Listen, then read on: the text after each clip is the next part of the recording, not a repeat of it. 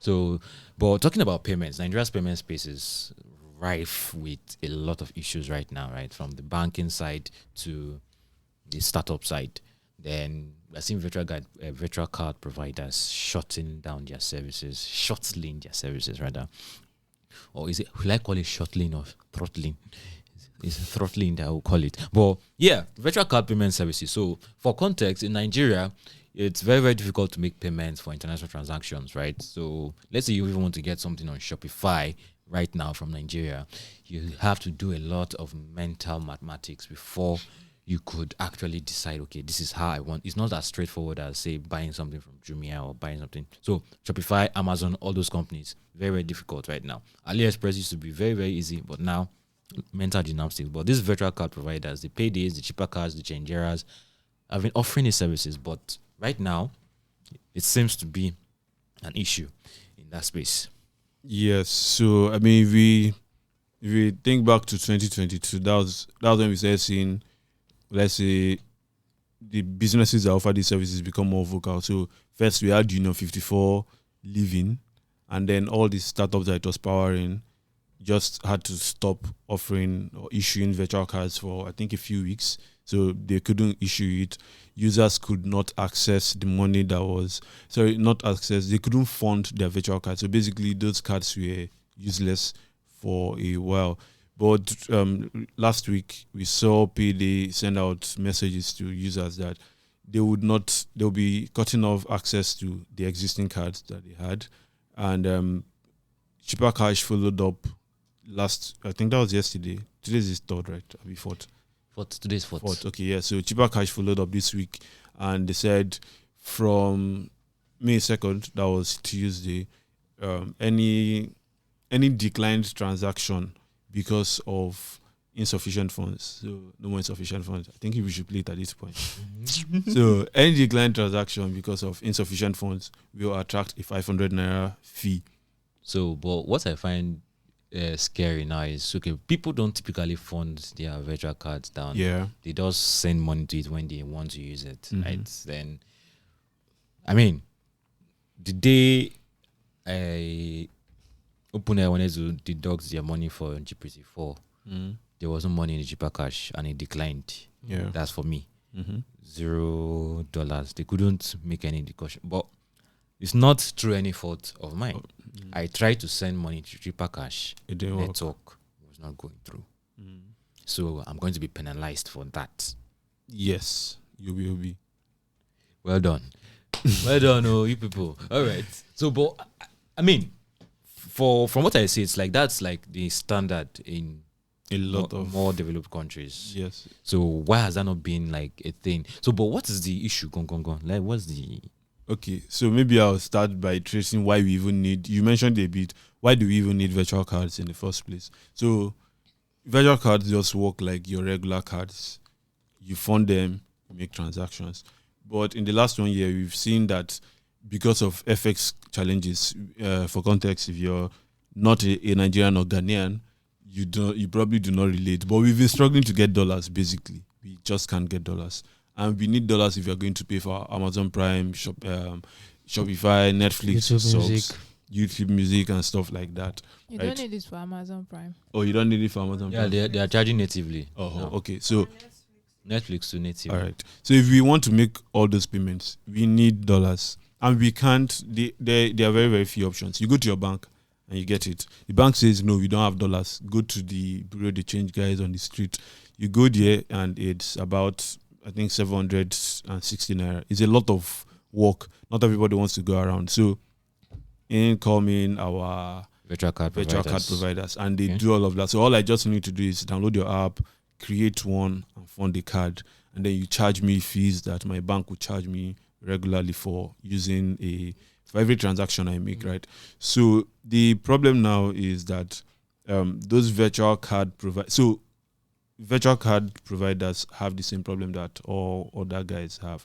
And from what I've heard, a lot of the time when 54 left, we had chargeback fraud. I think we've talked about chargeback fraud on a previous episode, but just to explain, when you buy a product on Amazon and the product gets to you and you don't like that product, you can dispute it, and then your money will be refunded, right? But people can also get those products, dispute the transaction, and tell you that they did not authorize that transaction, and now you have to refund them. So, in order for that process to be done, your provider, your banking provider or your card provider has to go to their card scheme. So this could be MasterCard or Visa, and say, oh, this guy says he didn't authorize this transaction. Can you verify this? It takes a lot of time.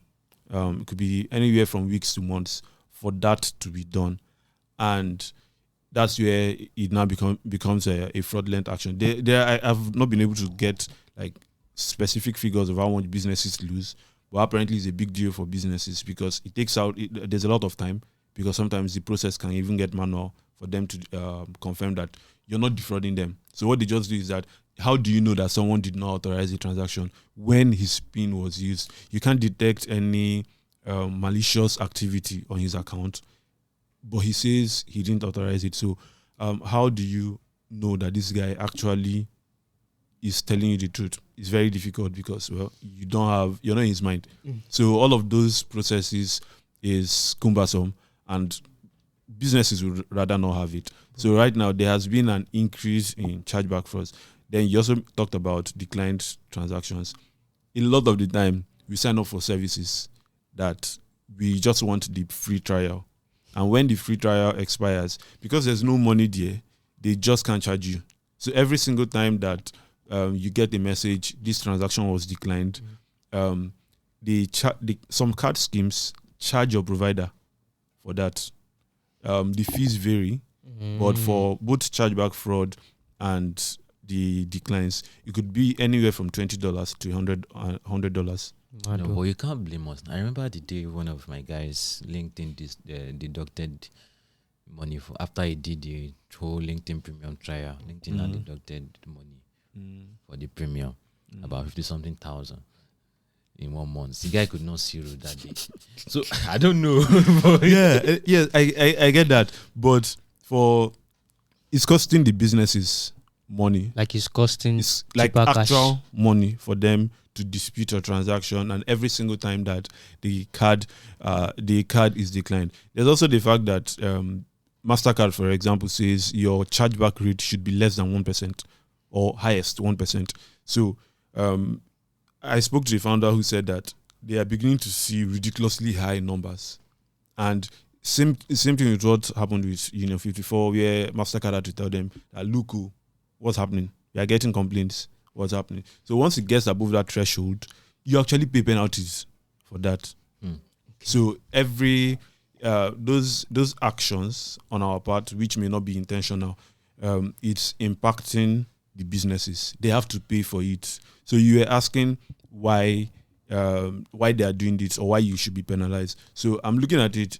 If Chipper Cash is charging you 500 naira, that is less than $1. Okay, maybe if you use CBN rate, it's about $1 plus, right? It's probably not enough for them to cover the cost of that declined transaction for you, right? So that means for every time that this has happened in the past, let's just assume that, okay, yes, it was actually 500 naira. For every time your card has declined in the past, they were paying 500 naira to MasterCard, right? You're doing a business, you don't want to run at a loss.